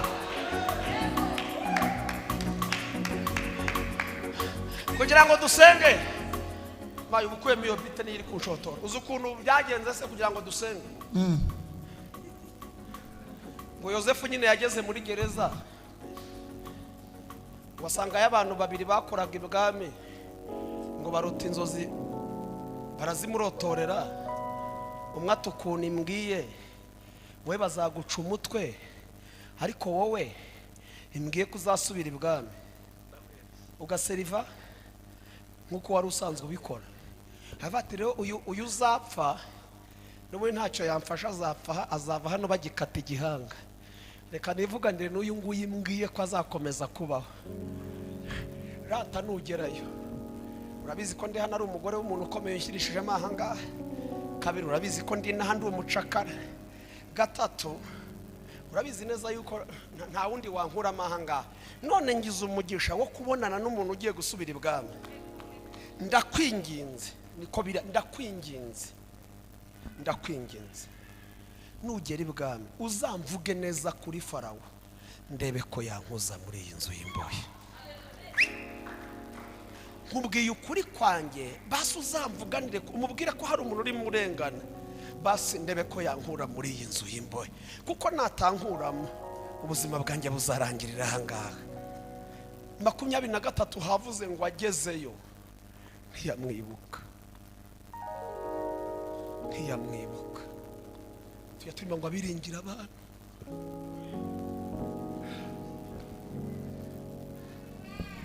tugiye gusenga ntiyamwibuka kandi yamusobanuriye inzozi zirasohora. Usiko usengana n'umuntu ikamubwira ngo nzagutabara, ejo yamutabara mwahura ntamenye ko mwanabaye. Ugasengana n'umuntu ejo ikamugira neza, mwahura akakwirengagiza nkaho atakuzi kubera ko wayatabawe wowe utara akakwibagirwa. Nabonye abavandimwe bibagirwa abavandimwe babo kubera ko urwego rwabo atari rumwe. Wagezeyo aramwibagirwa, ariko icyantangaje abariho dusengera, nubwo Yosefu ari muri gereza, nubwo Yosefu atari umwene gihugu, nubwo Yosefu afunzwe azira ubusa, ariko mwibuke ko Yosefu afite inzozi z'iby'Imana yamubwiye.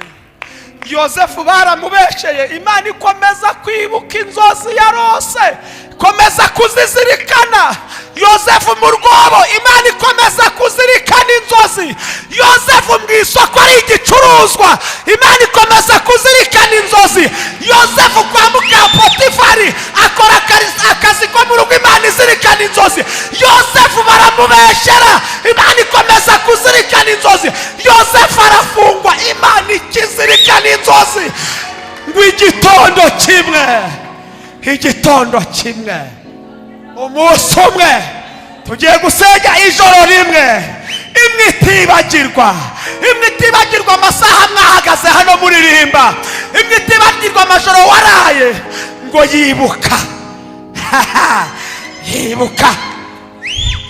yibuka Yosefu abantu bose bibagiwe.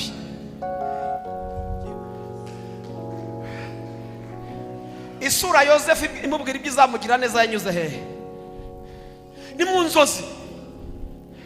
Asobanurira babandi byanyuze hehe? Umwami byanyuze hehe? Iby'Imana yabwiye Yosefu byanyuze mu nzozi, n'ubutabazi bwa Yosefu bugiye kunyura mu nzozi. Umva uko byagenze, ngo umwami arota inzozi, ngo habura n'umwe mu gihugu zisobanura. Wa muntu mwumva isomo nakuyemo, iyo Imana yakwibutse ikwibutsa bakwibagiwe.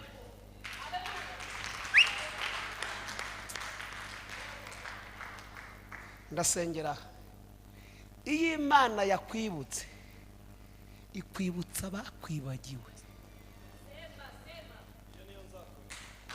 Iyo yakwibutse ikoresha bamwe bari bavuze ngo ntacyo uzimarira.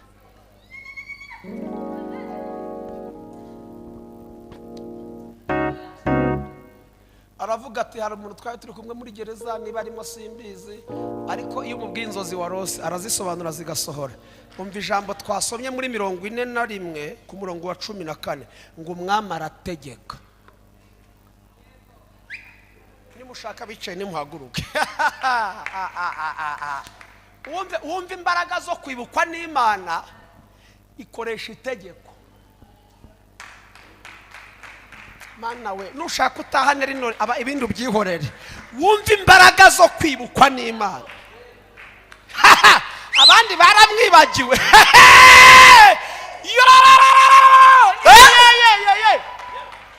Abandi baramwibagiwe, none yo iramwibutse. None ubwo imwibutse rero hagiye kubaho itegeko, nta negosiyasiyo, nta bintu by'ubwumvikane, nta bintu byo kwinginga, ntago bari buze kubaza seve. Iyo umuntu afunzwe amezi 6 mu Rwanda, hari akazi abatemerewe kugira gute? Hari akazi abatemerewe kugira gute? Hari akazi abatemerewe kugira gute? Kumbi namenye impamvu mutari kunyumva. Hari akazi abatemerewe kugira gute? None reba Yosefu igihe amaze muri gereza, ariko kubera itegeko ry'Imana, kubera ko Imana yamwibutse, ntabwo Yosefu bagiye kumubaza ngo harya wafungiwe iki? Harya uri muri gereza uzira iki? Harya ubundi kandi bitse ko Yosefu ntabwo ari umwene gihugu, ntabwo ari uwa muri Egiputa, ariko kubera itegeko ry'Imana, reba uburyo umwami atanze itegeko. Aravuga ngo ntitaye ku cyamufungishije, ntitaye ku wamufungishije, narebye amashuri ye, narebye ubuhamya bwiwe, narebye niba ari umwene gihugu, ndategetse ngewe. Umva uko ijambo ryavuze, ngo bamuhubuza. mubwire ngo uyu mugoroba hari ibintu byawe Imana igiye guhubuza aho byari biri. Hari akazi kawe Imana igiye guhubuza aho kari kari. Hari umugisha wawe Imana igiye guhubuza. Ndumva hari ibintu Imana igiye kunyaga amaboko y'ababisha kandi ihubuje.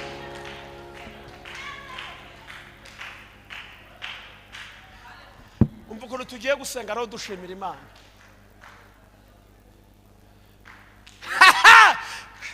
None se umwami avuze ngo ribamusohore, hari uvuga ngo ariko ngo urumva watanze ikirego, ngo urumva ngo yarataramugira umwere, nta nubwo bahamagaye wamufungishije, baturenganyije ntawe babajije, Imana igiye kuturengera ntawe igishije inama.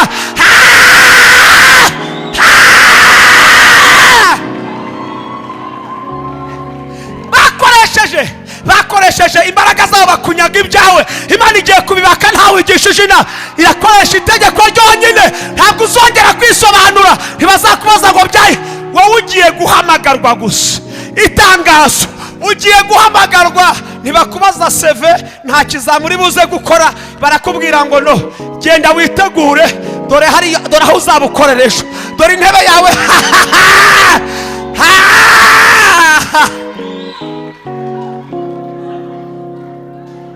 Talasi ene fotando ladra, etosi kitalawa, elebene fosan soladra, talibo zalawa, talawi sikita adofa tondara.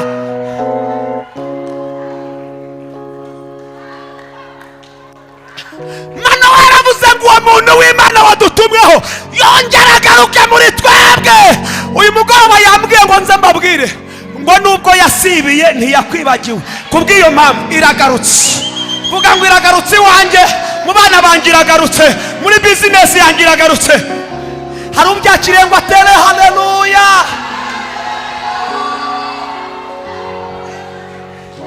Iri jambo ndikomeje ndumva ryansinda ahangaha.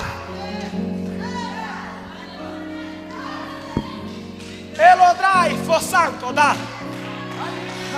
elotisakita, kubera itegeko inzandiko bari baragusinyiye zibaye imfabusa. Kubera itegeko winjiye muri icyo kibazo basinye, ugiye kugisohokamo badasinyuye, bagiye kuzabona byarangiye. Ngo Herode yafunze Petero, ngo abitorero barasenga, Imana yohereza marayika asohora Petero muri gereza.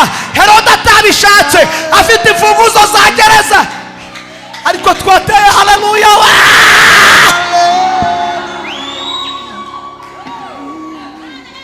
Uzi gufunga umuntu ukabika imfunguzo za gereza, ukazasanga yaravuye muri gereza.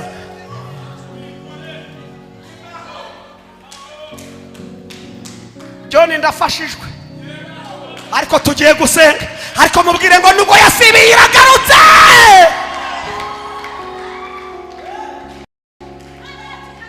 Baguheruka yarasibiye, baguheruka nibagaruke barebe yagarutse, barebe kukiri wa wundi, aho gusize siho bazagusanga. Bagiye gusanga Imana yahinduye karitsiye, yahinduye ukugenda, yahinduye uko wambara. Tangazwe n'iki? Kuko baguheruka yarasibiye, ariko ntibazi igihe yagarukiye. Umva amagambo abiri nsorezaho. Ijambo rya mbere,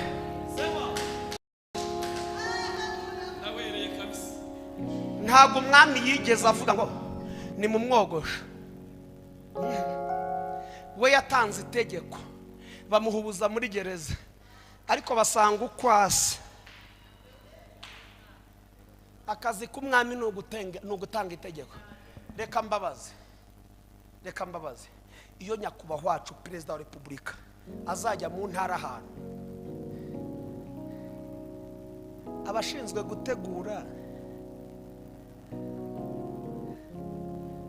mu nshingano ze ntabwo hari kumenya ngo imihanda yarakozwe.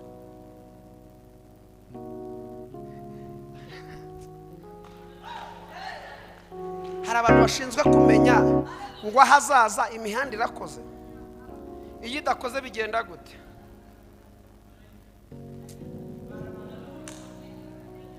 Umunsi asura wa mukecuru,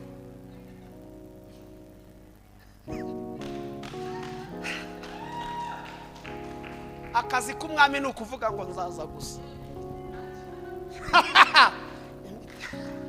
Kandi hari abagomba kureba niba koko akwiriye kujyayo hateguye mu buryo bubi.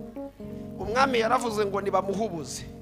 Abategetsi baravuga tukunasa n'uyu musatsi ntago twamuhingutse imbere y'umwami atogoje. Twihutire vuba kandi kumujyana muri salo ijyanye. Hari salo nyine zose ni salo ariko ziratandukanye, ujya mungana n'icyiciro urimo. Use musohokoreza muri quartier hano i Remera no mu mujyi zidahari, ariko se nubwo bose basokoza kwafi ibiciro ni bimwe. Usukorera muri hepfo ku Gishanga hano Kimironko ni hari vya, ariko se wagize ngo ntuzizi se, ariko ntiwemerewe. Bamwogoshesha ahantu bari buze kumwogosha ku buryo nta busema. Kabiri, imyenda yari yambaye we ntiyarazi n'ibyo bajyana ibwami, ariko abo batumye bazi ko hari imyenda itinjira ibwami, bazi ko hari imyenda itajya ibwami. None abo bategetse rero bagiye kubanza gutunganya Yosefu kandi atabisabye. Kubera iki? Icyo umwami yakoze yategetse byonyine ngo nibamuzane. Ndagusabye nureba ayo warangije, nureba ayo wize, nurebe kavukire. Igikuru ni kimwe, uyu mugoroba nuko hari itegeko ry'umwami, ibindi ashizeho abantu bashinzwe kubitunganya. Yosefu ntiyongeye agaruka muri gereza. Haguruke dusenge. Yasohotse ninginze Imana uyu mugoroba, ikibazo urimo ugisohoke mu gisohotsemo. Yosefu ntabwo yongeye kugaruka muri gereza, yasohotsemo ahubwo yavuye gusobanura inzozi. Aharyama sema papa.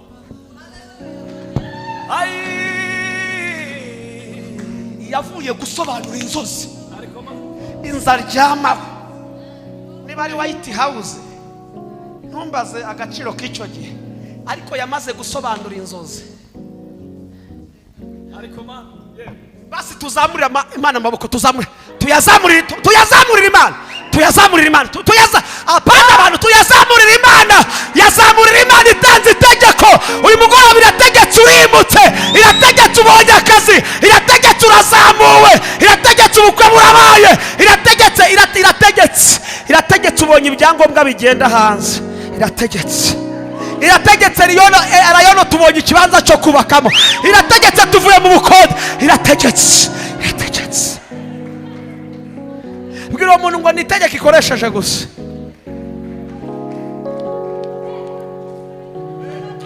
Yosefu ntago yasubiye muri gereza, ahubwo yavuye gusobanura inzozi, ahita ajya mu nzu umwami yamuteguriye. Amaze gusobanura inzozi, umwami aravuga ngo Yosefu ati rero zisobanuye izi murasizi sinzijyamo, ariko igihari ni kimwe, mushaka umuntu wize iby'ubuhinzi. Mushaka umuntu harya mwatuye amaturo nayishimwe gusa, nimuzana ibiturisho byayo. None se ni ubu hari wabaza ngo uturisha hano urindi ko mpabwiriza se uzana ibiturisho hano. Ni iki ngiki ni cyacu n'amaturo nuko tambuka uture gusabira umugisha. Nira asa ni mugire bamasabira umugisha, tambuka utambwe ituro. Ubwo se Imana ikoresheje itegeko ntiwiyambaje abantu bakabyanga se. None Imana ikoresheje itegeko, tambuka uturima. Nushaka kwibwira ati ni ituro ngo utangiye yuko ukoresheje itegeko. Kandi muvuze ngo nimuze mufata akazi mwaza mwiruka muze mutanga amaturo. Ntabwo mvuze ngo muze mucakira akazi, Imana yakoresha itegeko. Tambuka utange ituro ryisho, ubwira Imana ngo ndagushimiye, iki ni icya 10, gushimiye yuko ukoresha itegeko uyu mugoroba. Wari warasibiye none uragarutse, none kuvugarutse n'itegeko. Ngwino ushimira Imana utanga ituro. Ubwira Imana ngo ndagushimiye yuko ukoresheje itegeko uyu mugoroba. Zamura Umwami Yesu arakomeye. Zamura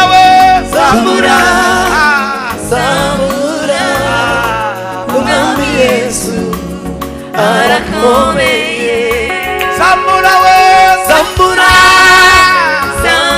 Basa tugira gure Mwami Yesu arakomeye zamura we zambura zambura Mwami Yesu arakomeye zamura we zambura zambura Mwami Yesu arakomeye zamura we zamura zambura Mwami Yesu arakomeye zamura we zambura zambura Mwami Yesu arakomeye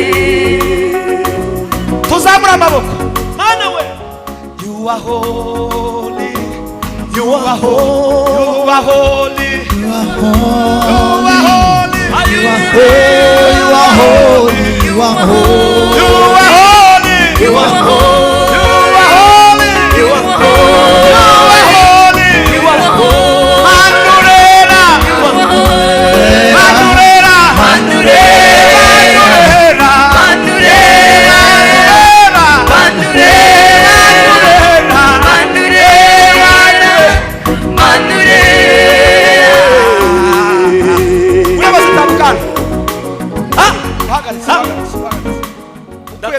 mukuyemo iyo biti niyo iri guteza ikibazo muyobozi tambukana tambukana si wowe uyoboye iteraniro tambukana noneho mwebwe mwize za masters n'izindi kaminuza mwigeze mwumva kuyobora Egiputa kwa Yosefu byarashingiye ku iyihe diporome? Mwigeze mwumva bamubaza iby'ubwenegihugu bwahakomoka? Tekereza kubera itegeko ry'umwami kurotora inzozi bimubereye, nta kindi kurotora inzozi zomyene ngo hazaza imyaka 7 y'uburumbuke, hazi n'indi 7 y'inzara. Ati igisubizo ni iki? Mushaka umuntu wize iby'ubuhinzi ahingishe mu myaka 7, bahunike mu myaka 7, inzara nitera mu myaka 7, muzaryo ibyo byonyine. Umwami ati rero mushaka, ati nta handi mbona, nubwo mfite abanyabwenge narihiriye n'amashuri, ariko nsanze wavuye muri gereza, wari ufite ni dosiye usohotse utanaburanye, ntituzi n'icyo wafungirwaga, ariko ubwenge bw'Imana n'umwuka w'Imana uri muri wowe dusanze wowe wanabihingisha ukanabisengera. Harageze ngo Imana igira abantu itereka mu myanya y'icubahiro kubera ko bakoresha. Ariko uwo mwanya murerayo harageze ngo Imana yicaza abantu ahantu kugira ngo bayiheshe icubahiro aho bicaye. Sema ngiki kintu cyahesheje Yosefu kuyobora Egiputa, aba premier ministre mu gihugu atavutsemo, batamubajije amashuri, afite dosiye yo gufungwa, waje ari umucakara, ariko kubera ko Imana yari yarasibiye akanyura muri ibyo bintu byose yanagarutse. Nubwo yari yakomeje kumuzirikana, none yagarutse kuri wa muntu yari yarasibiyeho. Ubwo igarutse rero ni itegeko uyu mugoroba rigiye gukoreshwa. Munkundire kuko ndamutse nsenze ndumva navuga n'ibindi. Tugiye gutera resha tuko nituzitira nta bindi ndibuze kuvuga, ariko nidusenga ndabivuga. Ariko muhaguruke neshatu turatera kugira ngo ndinde kugira ibindi mvuga. Muhaguruke. Nabonye profete ejo bundi mutazongera kuntumira ngo jyona ry'umwa mutaza. Muhaguruka tuzitere mukomeze mu mpendo ubwenge rero bambwa ati jyona yo twagutumira ry'umwanya ntuzongera kugaruka, mureke nirwaneho. Muhaguruke tuzamura amaboko tuzamuye amajwi yacu tugushima, twerekeje imitima yacu mu nzira zigana i Siyoni. Tuzanye iminyago turayikuzaniye, tuzanye iminyago turayikuzaniye, tuzamuye amajwi yacu shima Imana tugushima, twerekeje imitima yacu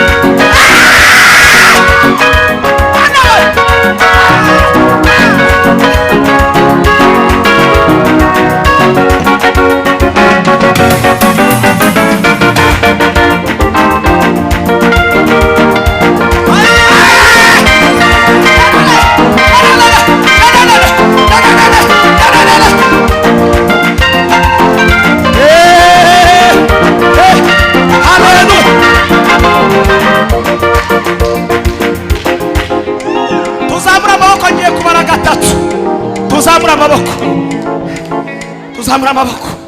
We wizeye ko Imana ikoresheje itegeko, we wizeye ko ubuzima bwawe ibuhaye imishusho, harasi harafa. Ngiye kubara gatatu, dutere iya mbere, bare gatatu dutere iya kabiri, bare gatatu dutere iya gatatu. Rimwe kabiri gatatu.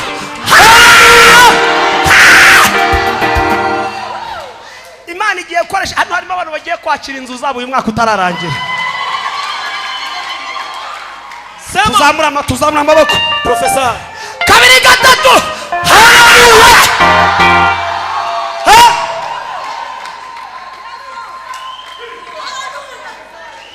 Hano harimo abantu babiri Imana itunguje ku ntaki. Yihuse. Professor papa. Kana pani modoka ya okaziyo. No. Professor. Agora okaziyo. Oya. Professor papa. Mbonye ikiganza gisinya muri iterano. Numva nabwiye ngo hari abantu Imana isinyiye bidasubirwaho. Hari abantu Imana isinyiye bidasubirwaho. Harimo n'umuntu Imana ihesheje ibye abantu banyaze. Sema.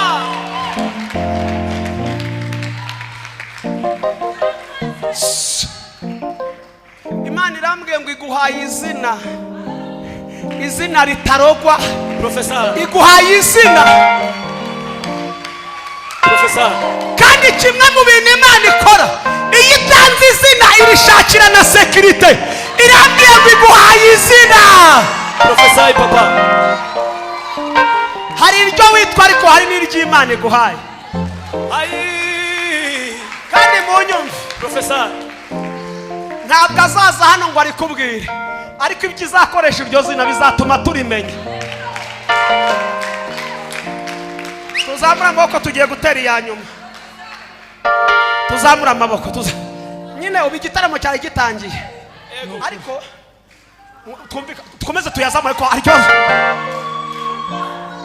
Perezida we ndamuzi, ariko dirija niba ari Mayuru ntabwo mbizi. Cyo nzi cyo bose ni inshuti zanjye. Muri inshuti zanjye ngiye kuwa kane, urumva nyine dufite umushumba. Ngiye kuwa kane nzaza kuririmba, ariko sinzarepeta. Nta repetition nzakora, ariko nzaza kuririmba. Abashinzwe discipline kandi nzajya nza kuririmba mvuye kwicara handi babanyisha. Ntabwo njye nzicara sinjye. Tuzamura amaboko dutere. Ako suka abantu biha ntawe bahaye. Iyo wabyanga tuzamura. Rimwe kabiri